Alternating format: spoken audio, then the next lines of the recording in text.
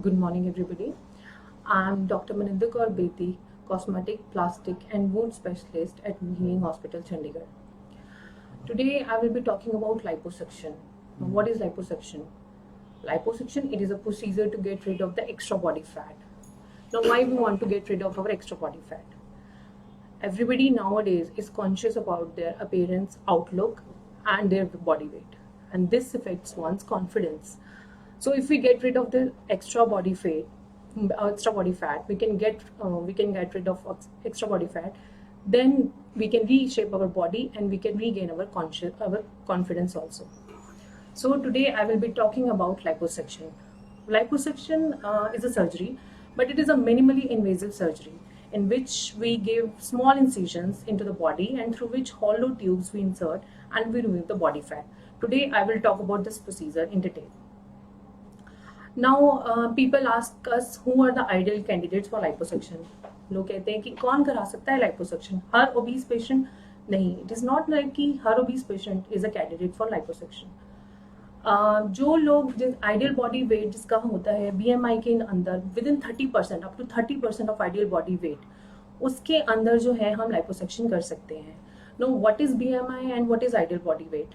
हर एक बंदे का एक आइडियल बॉडी वेट होता है जो कैलकुलेट किया जाता है उसके वेट और उसकी हाइट के अकॉर्डिंगली. तो उस आइडियल वेट के अंदर हर एक कैलकुलेटर, एक गूगल में आपको कैलकुलेटर मिल जाएगा जिसके हम BMI कैलकुलेट कर सकते हैं. जो नॉर्मल BMI है हर एक बंदे का 18 to 25 तक होना चाहिए. अगर इसके ऊपर है then there are different categories जिसके अंदर पेशेंट आ जाता है ओवरवेट के अंदर, ओबीस के अंदर या फिर मॉर्बिडली ओबीस के अंदर. तो हमारे जो कैंडिडेट्स हैं जो BMI के अंदर आते हैं up to 30% of this body mass index, उनके अंदर हम ये लाइपोसक्शन कर सकते हैं.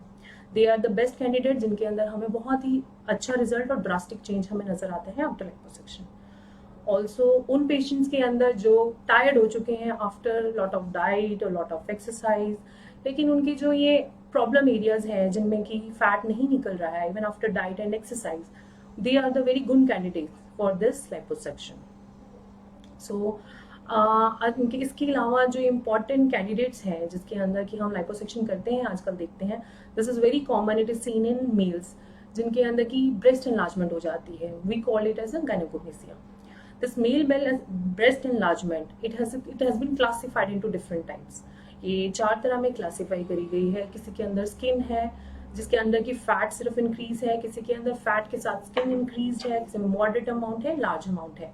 ये डिपेंडिंग अपॉन द कितना अमाउंट है हम लोग लाइपोसक्शन करके उस फैट निकाल सकते हैं मेल ब्रेस्ट में से.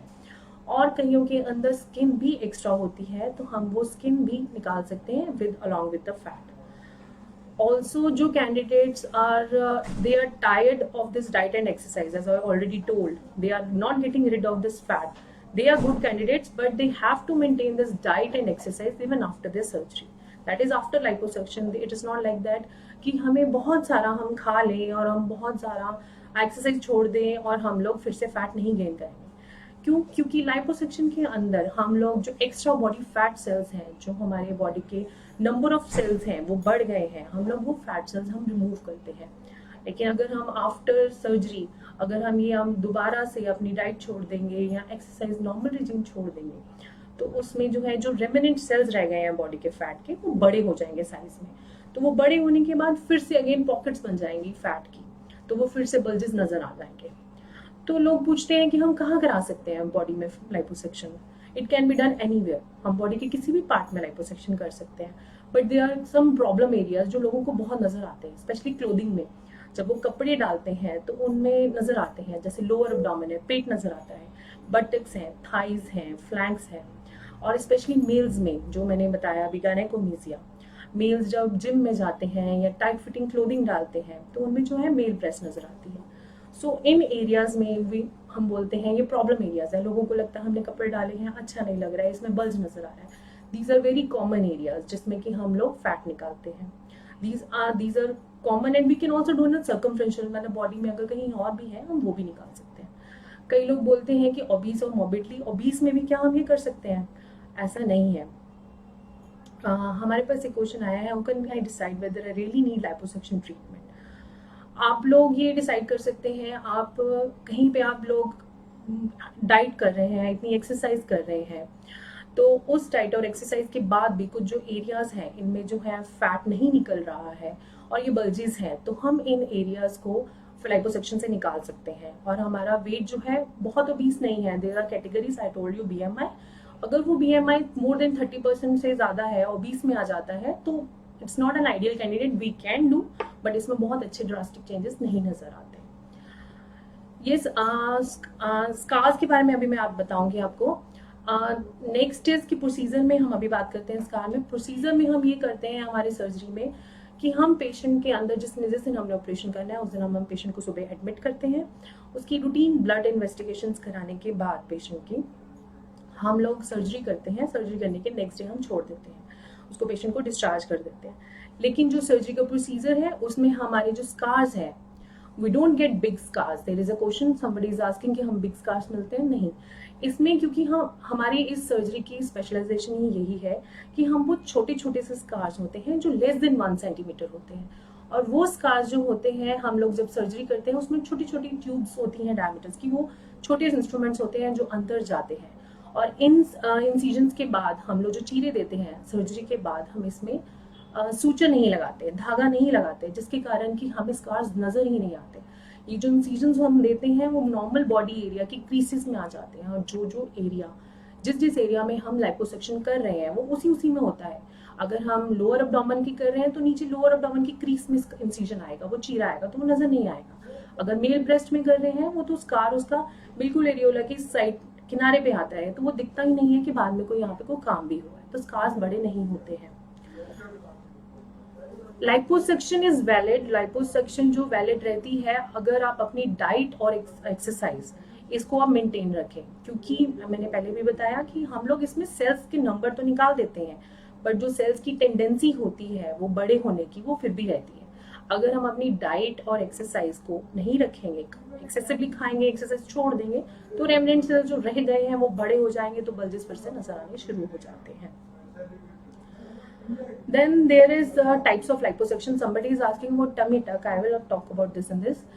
Liposuctions are different types. तो सबसे पहले liposuction जो आई थी वो आई थी historical importance power assistant, जो आजकल हम नहीं करते। उसमें ट्रॉमा बहुत था, ब्लीडिंग बहुत होती थी, तो पेशेंट को ब्रूजिंग भी बहुत होती थी, पेन भी थी, तो वो हम आजकल नहीं कर रहे हैं।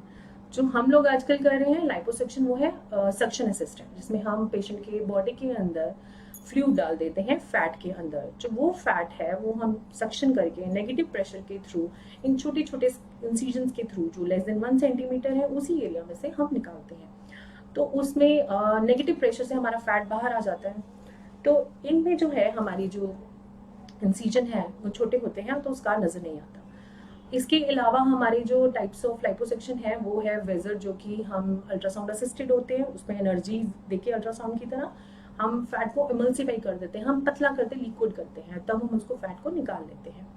लेकिन उस फैट को जब निकालते हैं उसके बाद वेजर की डिसएडवांटेज ये है कि उसमें पेशेंट को ब्रूजिंग बहुत होती है और बर्न्स की चांसेस काफ़ी हाई है। जो हमारी सक्शन असिस्टेड लाइपोसक्शन जो हम रेगुलर कर रहे हैं उसमें वो नज़र नहीं आते। इसके अलावा लेज़र भी है, जो लेज़र के साथ फैट को इमल्सिफाई करके हम लोग फैट में निकाल लेते हैं, लेकिन उसमें भी वही है, ब्रूजिंग के चांसेस और बर्न्स के चांसेस ज़्यादा होते हैं। Then there is somebody is asking about tummy tuck, कि हम लोग टमी टक के साथ कर सकते हैं। Yes, tummy tuck can undergo liposuction allow. Tummy tuck में ये होता है कि हम लोग, हर पेशेंट जैसे मैंने बताया is not a candidate for liposuction, और हर पेशेंट ही is not a candidate for tummy tuck. Tummy tuck हम उन लोगों में करते हैं जिनकी स्किन की टोन और मसल की टोन लूज हो गई है, रिलैक्स्ड है, लाइक अ बैलून। एक बैलून जब फूलता है तो वो बैलून रिलैक्स हो जाता है, वो अगर हम उसमें से हवा भी निकाल दें तो वापस अपनी जगह पे नहीं जाता। तो लाइपोसक्शन के प्रोसीजर्स में भी यही है। हम लोग क्या करते हैं, ये हमारी बॉडी है, ये हमारी मसल मास है, ये हमारी स्किन है, तो इसके बीच में जो हमारा फैट इकट्ठा है हम सक्शन करके इसको निकाल लेते हैं, तो वो जो स्किन है धीरे धीरे वापस जाके जुड़ती है। लेकिन अगर स्किन पहले ही लूज इतनी हो चुकी है कि वो फैल गई है और हम अगर इसमें से फैट निकाल भी देंगे तो स्किन वापस नहीं जाएगी, तो जो हमारा एम है बॉडी को रीशेप करने का वो नहीं होगा। तो टमी टक हम उसमें करते हैं जिसमें ये स्किन लैक्स हो गई है, स्किन लटक रही है, तो हम उसमें जो है ये काट देते हैं, फैट भी निकाल देते हैं और स्किन भी काट देते हैं। तो जिस पेशेंट में हम लोग ये करेंगे वो हम टमी टक के साथ भी लाइपोसक्शन कर सकते हैं. Definitely we can undergo along with it. Some patients need only liposuction and some people can undergo tummy tuck along with liposuction. So these procedures can be combined depending on the patient to patient कि patient की requirement क्या है. अगर patient की skin tone बहुत अच्छी है, it can go back, skin can retract, तो हम लोगों में उसमें टमी टक करने की जरूरत नहीं है और फैट सिर्फ निकालने की जरूरत है. तो हम लाइपोसक्शन के साथ फैट निकाल देते हैं, स्किन वापस आ जाती है. देन लाइपोसक्शन में हम लोग अपना प्रोसीजर, आई टोल्ड यू कि हम लोग पानी डालते हैं, उस पानी में एक दवाई भी डालते हैं जिससे कि जो ब्लड वेसल्स होते हैं वो खून जिससे ब्लीडिंग होती है वो सिकुड़ जाते हैं, उससे ब्लीडिंग भी कम होती है. तो वो जो हम नेगेटिव सेक्शन करते हैं वो पानी के साथ साथ हमारा फैट भी बॉडी से बाहर आ जाता है. तो उस जो एनेस्थीसिया हम दे रहे हैं, somebody is asking about कि is this painful? There are two things. हम लोग देखिए लाइपोसक्शन कर सकते हैं जनरल एनेस्थीसिया में और लोकल एनेस्थीसिया में. This is a question by many people कि हम लोग किस एनेस्थीसिया में करेंगे, जनरल एनेस्थीसिया या लोकल एनेस्थीसिया. लोकल एनेस्थीसिया हम लोग उन लोगों में कर सकते हैं जिन लोगों में छोटे एरियाज और छोटे पॉकेट्स होते हैं, जो कि फैट कहीं कहीं डिपॉजिट है, पूरी बॉडी में फैट नहीं है. क्योंकि हमारे लोकल एनेस्थीसिया की लिमिटेशन है कि हम एक डोज से एक्सीड नहीं कर सकते. हम बहुत ज़्यादा लोकल एनेस्थीसिया नहीं दे सकते बिकॉज उसकी टॉक्सिसिटी होती है, बॉडी पे साइड इफेक्ट्स हो जाते हैं. तो उसके लिए हम लोकल एनेस्थीसिया एक लिमिट में देते हैं. तो हम लोग पूरी बॉडी में नहीं कर सकते. अगर हम पूरी बॉडी में करेंगे लोकल एनेस्थीसिया के अंदर तो फिर वो पेनफुल हो जाता है. लेकिन अगर हम लाइपोसक्शन अगर जनरल एनेस्थीसिया के अंदर कर रहे हैं तो हम पेशेंट उस टाइम पे कोई पेन नहीं फील करता. आफ्टर सर्जरी डेफिनेटली थोड़ी पेन होती है, but we give pain killer, we give medicine, so pain it's not so painful. Nowadays also we are having very good instruments. जो पहले पुराने ज़माने में इंस्ट्रूमेंट्स थे जो पावर सिस्टम में यूज होते थे, they were very sharp, वो बहुत शार्प थे. तो वो शार्प होने के कारण वो ट्रॉमा करते थे, तो पेशेंट को सर्जरी के बाद बहुत पेन होती थी. जो हम लोग इंस्ट्रूमेंट्स यूज कर रहे हैं वो ब्लंट टिप्ड है और वो छोटे हैं, तो पेशेंट की बॉडी को ट्रॉमा कम हो रहा है. तो उसके बाद सर्जरी के बाद एक तो पहले ही हम एनेस्थीसिया के साथ सब मेडिसिन दे रहे हैं जो उसका इफेक्ट सर्जरी के बाद भी रहता है, और हम पेन किलर्स भी दे रहे हैं आफ्टर सर्जरी जो पेशेंट ले सकता है. और जो हमारे स्पेशल इंस्ट्रूमेंट्स हैं जो बॉडी को ट्रॉमा कम करते हैं, उससे भी जो है सर्जरी के बाद पेन पेशेंट को कम होती है.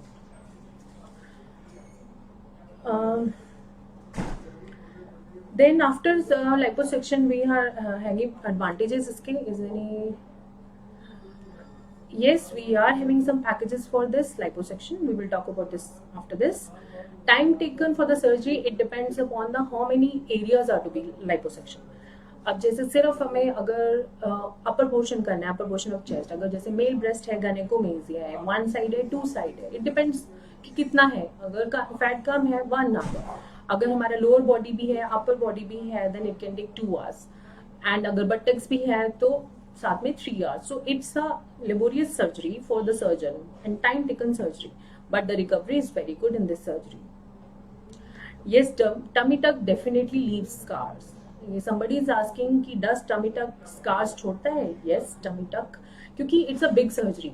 मतलब टमी लाइपोसक्शन की एडवांटेज ही यही है कि हम लोग छोटे छोटे इंसिजन्स दे रहे हैं, छोटे छोटे चीरे जो दे रहे हैं उनमें भी हम टांके नहीं लगा रहे हैं, तो उससे क्या स्कार्स नजर नहीं आते. अगर हम टमी टक करा रहे हैं तो बड़ा सारा चीरा हमें पेट में देना पड़ता है, क्योंकि हम स्किन निकाल रहे हैं, मसल निकाल रहे हैं और फैट निकाल रहे हैं. तो जब हम बहुत सारे बड़े एरिया में हम चीरा लगाएंगे तो उसमें निशान नजर आता है, उसमें निशान रह जाता है.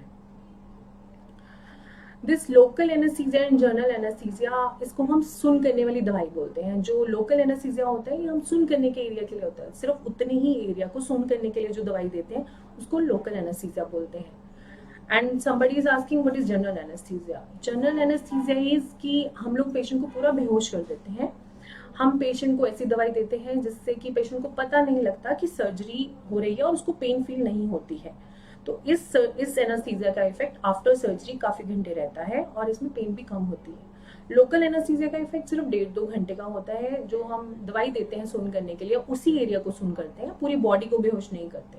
तो उस एरिया को सुन करने से सिर्फ वहीं पे पेन नहीं हो रही, बाकी सारी बॉडी का पेशेंट को पता लगता है. Somebody is asking, can we gain weight after liposuction? Yes, you can gain weight after liposuction. मैंने पहले भी बताया, क्योंकि liposuction में हम लोग फैट सेल्स निकाल रहे हैं. क्योंकि फैट सेल्स निकलने से एक बार तो बॉडी ने फैट लूज कर लिया, लेकिन जो रह गए हैं सेल्स, इन पेशेंट्स की बॉडी में टेंडेंसी होती है कि अगर हम खाते रहेंगे एक्सेसिवली और अपने जो नॉर्मल रूटीन एक्सरसाइज है छोड़ देंगे, तो वो वापस वो फैट सेल्स का साइज बड़ा हो जाएगा। नंबर तो कम हो गए सेल्स के निकालने से, लेकिन जो सेल्स रह गए हैं उनका साइज बढ़ जाएगा। तो वो साइज बढ़ने से दोबारा पे उन एरियाज में जो हम उनको प्रॉब्लम एरियाज कहते हैं उनमें फैट इकट्ठा हो सकता है, तो दोबारा से हम मोटे हो सकते हैं, वो प्रॉब्लम एरियाज दिख सकते हैं। So we have to, importance of this surgery is that you have to maintain your diet and your exercise regime even after surgery, that you cannot leave or you cannot go after excessively eating or you leave your surgery. Now advantages of our surgery are that देखिए हम लोग liposuction कर रहे हैं, सबसे important इसकी advantage है कि हम लोगों की जो चीरे दिए जा रहे हैं, हम लोग इंसिजन दे रहे हैं, वो उन्हीं एरियाज में दे रहे हैं हमें जहाँ पे लाइपोसक्शन करनी है। जैसे हमें अगर करनी है नीचे लोअर पेट में, लोअर एब्डोमेन में करनी है, तो हमें छोटे छोटे चीरे देते हैं, तो उन छोटे चीरों में से ही हमारी ट्यूब जाती हैं, वहीं से हम पानी देते हैं, वहीं से हमारा पानी निकल आता है। तो वो छोटे चीरे हमारे जब सूजन नहीं लगते और वो क्रीसेस में आ जाती है, तो वो हमारे स्कार नहीं दिखते। Then recovery period after surgery इसके बहुत अच्छा है कि सम पीपल आस्क कि हमें कितनी टाइम की छुट्टी चाहिए, how much time we need for the rest of about after this surgery. आप लोगों को लंबा टाइम नहीं चाहिए सर्जरी के बाद, कि हम लोग पेशेंट को सुबह एडमिट करते हैं, सर्जरी करने के बाद नेक्स्ट डे पेशेंट को डिस्चार्ज कर देते हैं। द इम्पॉर्टेंट थिंग इज कि हम लोगों को रेस्ट चाहिए पेशेंट को सिर्फ 2 to 3 days। After 2 to 3 days you can do your normal activities at home. और आफ्टर 1 week हम लोग पेशेंट को नॉर्मल रूटीन जो ऑफिस है जाना है, कहीं पे जाना है, they can go. There is no long recovery period that some people think कि हम लोग छुट्टियों में कराएंगे, गर्मियों की छुट्टियों में कराएंगे, सर्दियों की छुट्टियों में कराएंगे, क्योंकि हमें लंबा टाइम चाहिए। लेकिन इसमें इतने लंबे टाइम की जरूरत नहीं पड़ती, हम लोगों को शॉर्ट रिकवरी पीरियड चाहिए होता है, दैट इज 2 to 3 days, जिसके लिए आपको रेस्ट चाहिए। 1 week at home and after 1 week you can go to your office. And some people say ask me कि हम लोग जिम जा सकते हैं, हम क्या एक्सरसाइज कर सकते हैं? Yes, you can, and you have to do your exercise and your gymming. This all depends कि how much time is there. After surgery, after 3 weeks, you can definitely go to your gym and you can start your exercise routine again. That is requirement also after the surgery. So हमारे लिए recovery time लंबा नहीं है कि हम लोगों को बहुत लंबा टाइम चाहिए, तो this is an advantage of our surgery. Also जो पेन है, जो इसमें पेन है कि वो कम हो गई है, because we are using our special instruments जिनकी की टिप आगे से ब्लंट है। जो अगर शार्प इंस्ट्रूमेंट्स होते थे उनके साथ पेन भी हमारी ज़्यादा होती थी। देन पोस्ट ऑप पेशेंट्स की स्वेलिंग एंड एडिमा होता है पेशेंट को थोड़ा सा, क्योंकि हम लोग, मैंने आपको पहले भी बताया, ये चेस्ट वॉल है और ये हमारी स्किन है। जब इसमें से हम फैट निकालते हैं तो इसमें से एक जगह बच जाती है जिसमें थोड़ा सा एडिमा रहता है, सोजिश रहती है और स्वेलिंग भी रहती है, जो धीरे धीरे अपने आप टाइम से चली जाती है। विद इन 6 weeks ये पेशेंट की स्वेलिंग और एडिमा भी कम हो जाता है। पोस्ट ऑपरेटिव पेशेंट को जो बहुत ज़रूरी है डालना है वो है pressure garment. When we discharge the patient, we give a pressure garment. Now, what is pressure garment? Pressure garment जो एक स्पेस क्रिएट हो गई है हमारी बॉडी में, इस स्किन और इस मसल को हमें पास लाने के लिए एक प्रेशर गारमेंट जो टाइटली फिट बॉडी पे अटैच होती है, उस क्लोथिंग को हम बोलते हैं प्रेशर गारमेंट, जो प्रेशर के साथ इसको स्किन को अटैच करती है। ये हमारी स्किन जो खाली रह गई है उसको हेल्प करती है दोबारा रिट्रैक्ट करने के लिए। ये प्रेशर गारमेंट हमारे लिए बहुत इंपॉर्टेंट है, ये हमें डालनी होती है from the next day of the surgery till 3 months. Some people say you can wear it 6 weeks, but for the important results and for the good results, you have to wear it for 3 months. After that, you can discontinue your pressure garment. And this pressure garment जो हम दे रहे हैं patient को, ये जो swelling है, ये oedema है, इसको भी कम करने के लिए हमें काफ़ी हेल्प करती है। तो जो ये इसको वेयर करना है 24 आवर्स के लिए करना है, एंड वैसे भी विंटर्स हैं तो पेशेंट को कोई डिस्कम्फर्ट नहीं होता, patient feel comfortable with the support in the body. Now recovery, I told you कि हमें रिकवरी के लिए बहुत शॉर्ट टर्म चाहिए, मतलब 3 weeks।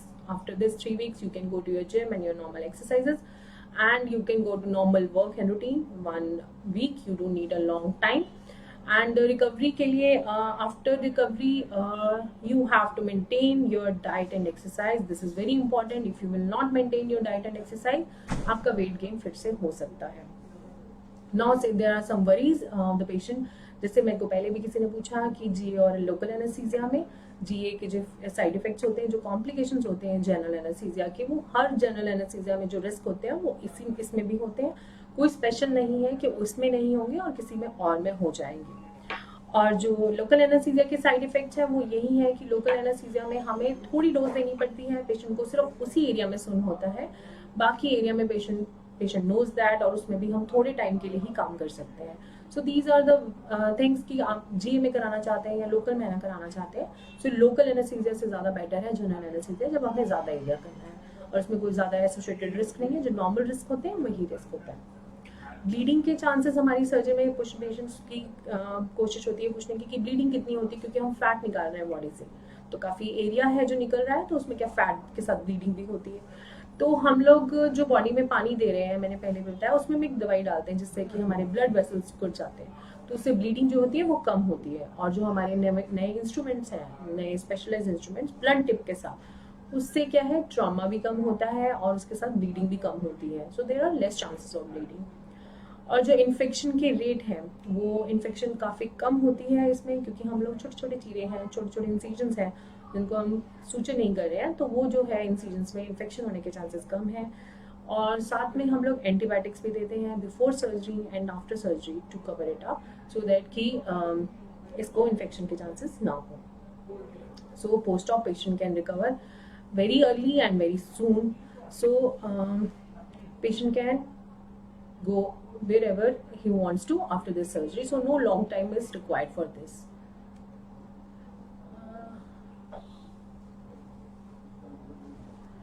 So I have addressed all the questions, I think. How can I decide whether I really need liposuction treatment?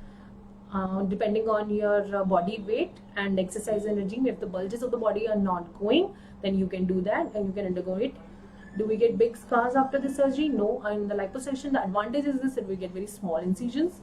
For how much time liposuction is valid? Liposuction is valid. It is for lifetime if you are maintaining your diet and exercise. Can we undergo tummy tuck? Yes, you can go along with this. Is this painful? Not so painful, because we are giving it in the general anesthesia, but after surgery we are covering the pain. Is there any age limitation? No, there is not age limitation, but definitely if the patient is having some heart disease and some comorbidity like hypertension, then we need a full body checkup. That कि हम लोग इस body checkup को कराते हैं, हमारी anesthesia team होती है जो पहले checkup करती है कि can ओल्ड एज है या एज ज़्यादा है विद दीज कोमोर्बिडिटीज, कि पेशेंट क्या सर्जरी को झेल सकता है कि नहीं झेल सकता. So it's not an age limitation. We are working on the package. Definitely there are some packages. Time taken. Does tummy tuck leave scar? Yes. What is this local anesthesia? Can we gain weight? Gain. So I think I have addressed about your concerns about the liposuction, and now you can feel free to call at the Healing Hospital, and you can contact me, Dr. Maninder Begdi, Chandigarh, whenever you feel like you want to undergo liposuction or you have any concerns about it. Thank you.